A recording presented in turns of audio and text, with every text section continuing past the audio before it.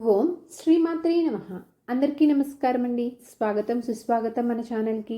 ఈరోజు వీడియోలో వరలక్ష్మి వ్రతం రోజున కలశ స్థాపన విధి విధానం అనేది ఏ విధంగా చేసుకోవాలి, కలశంలో ఏమి వేయాలి, అలాగే కలశానికి సంబంధించినటువంటి సందేహాలకు సమాధానాలు అనేవి కూడా ఈ వీడియో ద్వారా తెలుసుకుందాము. వీడియోని స్కిప్ చేయకుండా చూడడానికి ప్రయత్నం చేయండి. అప్పుడే మీకు పూర్తి సమాచారం అనేది క్లియర్గా తెలుస్తుంది. శ్రావణ మాసం అనగానే ప్రతి ఇంటిలోనూ లక్ష్మీదేవి తిరుగుతున్నట్టు అనిపిస్తుంది. అలాంటి శ్రావణ మాసం అనేది ఈ సంవత్సరం మనకి రానే వచ్చేసింది కదండి. ఈ నెల రోజుల పాటు ఉదయం వేళ సాయంత్రం వేళ ప్రతి ఇల్లు అందమైనటువంటి ముగ్గులతోటి, పచ్చటి మామిడి తోరణాలతోటి, భగవన్నామ స్మరణతో, అమ్మవారి పూజలతోటి కలకల్లాడుతూ ఉంటుంది. మనకి ఈ సంవత్సరం వరలక్ష్మి వ్రతం అనేది ఆగస్టు 8వ తారీఖు నాడు వచ్చిందండి. అంటే మనకి ఈ సంవత్సరం 5 శ్రావణ శుక్రవారాలు రావడం వలన మనకి ప్రతి ఏటా 2వ వారం అనేది వరలక్ష్మి వ్రతం అనేది వస్తుంది. కానీ ఈ సంవత్సరం మనకి 3వ వారం అనేది వచ్చిందండి వరలక్ష్మి వ్రతము. కలశంని అసలు ఏ విధంగా ఏర్పాటు చేసుకోవాలి, అసలు వాటిలో ఏమి వేయాలి, కలశంని ఎప్పుడు ఎలా కదిలించాలి, కలశంలో నీరు పోయాలా లేకపోతే బియ్యం పోయాలా, అలాగే కలశంలో ఉన్నటువంటి నీరుని కలశం మీద ఉంచినటువంటి కొబ్బరికాయ జాకెట్ ముక్కని, కలశం లోపల ఉన్నటువంటి మంగళకరమైనటువంటి వస్తువులన్నింటినీ ఏమి చేయాలి, ఇలా ప్రతి ఒక్క దాని గురించి ఇప్పుడు క్లుప్తంగా ఈ వీడియో ద్వారా తెలుసుకుందాము. ముందుగా అసలు కలశాన్ని ఎలా తయారు చేసుకోవాలి అనే విషయం గురించి తెలుసుకుందామండి. ముందుగా ఎక్కడైతే మీరు వరలక్ష్మి వ్రత పూజ చేద్దాము అనుకుంటున్నారో ఆ ప్రదేశంలో, అంటే మీరు ఎక్కడైతే కలశ స్థాపన చేద్దాము అనుకుంటున్నారో అక్కడ ఒక ఆసనంని కానీ లేదా ఒక పీటని కానీ ఏర్పాటు చేసుకోండి. అలా ఏర్పాటు చేసుకున్నటువంటి ఆ పీట పైన చక్కగా ఆ పీటని పసుపు తోటి రాసి చక్కగా ఉంచుకోండి. అలా రాసి ఉంచుకున్నటువంటి ఆ పీట పైన బియ్య పిండితోటి అష్టదళ పద్మ ముగ్గు అనేది వేసుకోండి.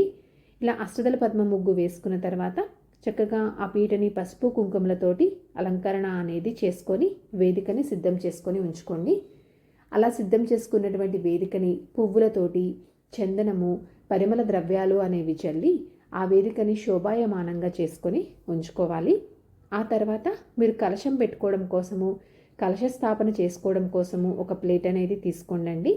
ఆ ప్లేటును కూడా చక్కగా పసుపు కుంకుమలతోటి అలంకరణ అనేది చేసుకొని, ఇప్పుడు మీరు ఎక్కడైతే పీఠం మీద అష్టదళ పద్మ ముగ్గు వేసుకొని ఉంచుకున్నారో ఆ పీఠం పైన ఈ ప్లేట్ని పెట్టుకొని, ఇప్పుడు ఆ ప్లేట్లోకి 5 గుప్పెలతోటి బియ్యం అనేది తీసుకోండి. ఇలా తీసుకున్నటువంటి 5 గుప్పెల బియ్యంని చక్కగా సమంగా పరుచుకొని ఆ బియ్యంని వేదిక పైన ఉంచుకోవాలి. ఆ తర్వాత మీరు కలశం కోసం తెచ్చుకునేటువంటి పాత్రని చక్కగా శుభ్రంగా కడిగి దానికి కూడా పసుపు కుంకుమలతోటి అలంకరణ అనేది చేసుకొని ఉంచుకోవాలి. మీరు కలశం కోసము ఏదైనా కానీ, బంగారం కానీ, వెండిని కానీ, రాగిని కానీ, ఆఖరికి మట్టిది కానీ అయినా కానీ మీరు కలశం కోసం పెట్టుకోవచ్చండి. చక్కగా ఇప్పుడు మీరు ఏదైతే కలశంకి పెట్టుకుందాము అనుకుంటున్నారో దాన్ని కూడా పసుపు కుంకుమలతోటి అలంకరణ అనేది చేసుకొని సిద్ధం చేసుకొని ఉంచుకోవాలి. ఇప్పుడు ఒక తెల్లటి దారబంతిని తీసుకొని ఆ దారబంతికి 9 పోగులు కానీ లేదా 5 పోగులు కానీ తీసుకోవాలండి. 9 పోగులు తీసుకుంటే మంచిది. ఇలా తీసుకొని దానికి మొత్తానికి మనం తీసుకున్నటువంటి 9 పోగుల దారానికి చక్కగా ఎక్కడ తెలుపు అనేది కనిపించకుండా మొత్తం పసుపు అంతా రాసేసుకొని పక్కన పెట్టేసుకొని ఉంచుకోవాలి. తర్వాత ఒక తమలపాకును కానీ లేదా ఒక మామిడి ఆకును కానీ తీసుకొని ఇక్కడ నేను వీడియోలో చూపిస్తున్న విధంగా రోల్ అనేది చేసుకొని ఇప్పుడు ఆ తమలపాకుని మనం ముందుగా పోగులు పోసుకొని ఉంచుకున్నటువంటి దారానికి కట్టుకోవాలి. అంటే ఒక కంకణంలాగా తయారు చేసుకోవాలండి. ఇలా కంకణంలాగా తయారు చేసుకున్నటువంటి దీన్ని మనం ముందుగా ఏదైతే కలశ స్థాపన కోసం సిద్ధం చేసుకున్నటువంటి పాత్ర ఉంటుందో ఆ పాత్రకి దాన్ని కట్టేసుకోవాలి. ఇలా కట్టుకున్న తర్వాత ఇప్పుడు ఆ కలశంని మనం ముందుగా వేదిక మీద ఏర్పాటు చేసుకున్నటువంటి బియ్యం పెట్టుకొని ఉంచుకున్నటువంటి ప్లేట్లో పెట్టుకొని ఇప్పుడు ఆ కలశంలోకి మంచినీళ్ళు అనేవి పోసుకోవాలండి. మంచినీళ్ళు అంటే ఎలాంటివి పడితే అలాంటివి కాకుండా చక్కగా శుద్ధ జలమైనటువంటి నీళ్ళను మాత్రమే తీసుకోవాలి. నీళ్లు కూడా మొత్తం నిండా నింపేయకుండా సగం వరకు మాత్రమే పోసుకోవాలండి. ఇప్పుడు ఇలా నీళ్లు పోసుకున్న తర్వాత ఆ కలశ చెంబులోకి పసుపు, కుంకుమ, గంధము, అక్షింతలు, రూపాయి కాసులు, పువ్వులు, అలాగే మీకు దగ్గరలో అందుబాటులో ఉంటే కనుక యాలుకలు, అలాగే జవ్వాది పౌడరు, గోమతి చక్రాలు, ఇంకా మీకు మంగళకరమైనటువంటి వస్తువులు ఇంకా మీ దగ్గర ఏవి అందుబాటులో ఉంటే వాటన్నిటినీ కూడా కలశపు చెంబులోకి వేసుకోవాలి. కొబ్బరికాయ అనేది తీసుకొని ఇక్కడ నేను చూపిస్తున్న విధంగా మొత్తం కొబ్బరికాయకంతా పసుపు అనేది రాసేసుకోవాలండి. కలశం కోసం తీసుకునేటువంటి కొబ్బరికాయని ముందుగానే మీరు తీసుకునేటప్పుడు చాలా జాగ్రత్తగా కొబ్బరికాయకి ఎటువంటి పగుళ్ళు అనేవి లేకుండా, అలాగే కుళ్ళకుండా ఉన్నటువంటి కొబ్బరికాయని చూసుకొని చక్కగా మీరు ఎంచుకోవాలి. అలాంటి కొబ్బరికాయని మాత్రమే తెచ్చిపెట్టుకోవాలండి. ఇలా పసుపంతా రాసిన తర్వాత చక్కగా కుంకుమ బొట్టుతోటి ఇలా కళ్యాణం బొట్టులాగా పెట్టుకొని సిద్ధం చేసుకోవాలి.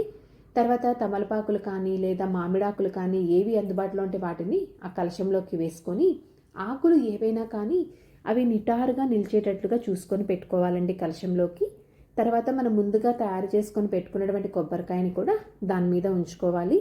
తర్వాత కొబ్బరికాయకి జాకెట్ పీస్ అనేది కూడా అమర్చుకోవాలండి. ఇక్కడ చూపిస్తున్న విధంగా మీకు ఏ విధంగా వీలైతే, మీకు ఏ విధంగా వస్తే ఆ విధంగా ఫోల్డ్ అనేది చేసుకొని మనము ఆ జాకెట్ పీస్ని మనం ముందుగా తయారు చేసుకొని ఉన్నటువంటి కొబ్బరికాయ పైన మనము అమర్చుకోవాలి. ఈ జాకెట్ పీస్ కూడా పసుపు, కుంకుమ, గంధం బొట్లు అనేవి పెట్టుకొని చక్కగా అలంకరణ అనేది చేసుకొని పూలమాలలతోటి, నగలతోటి మీ దగ్గర ఏవి అందుబాటులో ఉంటే వాటన్నిటితోటి చక్కగా అలంకరణ అనేది చేసుకొని అమ్మవారికి ఇష్టమైనటువంటి చామంతి పువ్వులు కానీ, జాజి పువ్వులు కానీ, మల్లె పువ్వులు కానీ, కల్వ పువ్వులు కానీ, సన్నజాజులు కానీ, విరజాజులు కానీ, గులాబీలు, తామర పువ్వులు, ఇలా అమ్మవారికి ఇష్టమైనటువంటి పువ్వులు మీ దగ్గర ఏవి అందుబాటులో ఉంటే వాటన్నిటితోటి చక్కగా అలంకరణ అనేది చేసుకోండి. ఒకవేళ దొరికితే మీకు అందుబాటులో ఉంటే కనుక తెలుపు రంగు ఉన్నటువంటి పువ్వులతోటి పూజ అనేది చేసుకోండి. అయితే చాలామందికి కలశానికి సంబంధించినటువంటి కొన్ని సందేహాలు అనేవి వస్తూ ఉంటాయండి. వాటిలో మొదటిది వచ్చేసి కలశంలో పెట్టినటువంటి కొబ్బరికాయ కుళ్ళిపోతే ఏమి చేయాలి అనేటువంటి సందేహం వస్తూ ఉంటుంది. మీరు ఎలాంటి సందేహం అనేది పడాల్సిన అవసరం లేదండి. ఏమీ కాదు. మీ ఇంటికి ఉన్నటువంటి దిష్టి అనేది పోయింది అనుకోండి, పారేటువంటి నీటిలో వదిలేసేయండి. కాకపోతే మీరు పెట్టేటప్పుడే ముందుగా చూసుకొని పెట్టుకోవడం వలన మీకు ఇలాంటి సందేహాలు అనేవి, ఇలాంటి భయాలు అనేవి ఏమీ లేకుండా ఉంటాయి. అలాగే కలశంని ఎప్పుడు కదిలించాలి, ఎలా కదిలించాలి అనేటువంటి సందేహం కూడా వస్తూ ఉంటుంది. కలశంని శనివారం రోజున ముందుగా పసుపు గణపతిని కదిలించిన తర్వాతనే కదపాలి. అది కూడా కలశాన్ని ముందుగా తూర్పు వైపుకి 3 సార్లు, మన కుడి చేతి వైపుకి 3 సార్లు కదుపుకోవాలండి. తర్వాత సందేహం వచ్చేసి కలశంలో నీటిని ఏమి చేయాలి అని కూడా సందేహం వస్తూ ఉంటుంది. ముందుగా మన ఇంట్లో ఉన్నటువంటి ప్రతి గదిలోనూ, అలాగే మన ఇంట్లో ఉన్న వాళ్ళందరి మీదను ఆ కలశంలో ఉన్నటువంటి వాటర్ని చల్లుకోవాలి. తర్వాత మిగిలినటువంటి వాటర్ని పచ్చని చెట్ల మొదల్లో పోయాలండి. ఎవ్వరూ తొక్కనటువంటి ప్రదేశంలో మాత్రమే పోసుకోవాలి. కలశం మీద పెట్టినటువంటి కొబ్బరికాయని, అలాగే కలశం కింద పోసినటువంటి బియ్యంని ఏమి చేయాలి అనేటువంటి సందేహం కూడా వస్తూ ఉంటుంది. ఏదైనా తీపి పదార్థం అనేది చేసి ఇంట్లో ఉన్న వాళ్ళందరూ స్వీకరించాలి. కొబ్బరికాయతోటి కూడా అంతేనండి. తీపి పదార్థం లాంటివి చేసుకోవాలి. పచ్చళ్ళు అలాంటివి మాత్రం చేసుకోకూడదు. మళ్ళీ తిరిగి నైవేద్యానికి పెట్టడానికి కూడా పనికిరాదండి. ఆల్రెడీ అమ్మవారికి నైవేద్యంగా సమర్పించినవే కాబట్టి మనమే తీసుకోవాలి, కానీ మళ్ళీ తయారు చేసి నైవేద్యంగా పెట్టకూడదు. అలాగే జాకెట్ పీస్ని కూడా ఎట్టి పరిస్థితుల్లోనూ ఎవ్వరికి పొరపాటున పెట్టకూడదండి. ఎవరైతే వరలక్ష్మి వ్రతం చేసుకున్నారో వారు మాత్రమే జాకెట్ పీస్ని ధరించాలి. సో ఇదండి ఈరోజు వీడియో. కలశానికి వరలక్ష్మి వ్రతం రోజున కలశ స్థాపన విధి విధానము, అలాగే కలశానికి సంబంధించిన సందేహాలకి సమాధానాలు అనేవి నివృత్తి చేశానని అనుకుంటున్నానండి.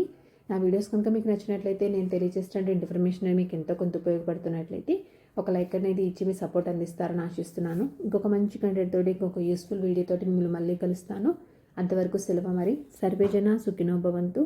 జై శ్రీమన్నారాయణ.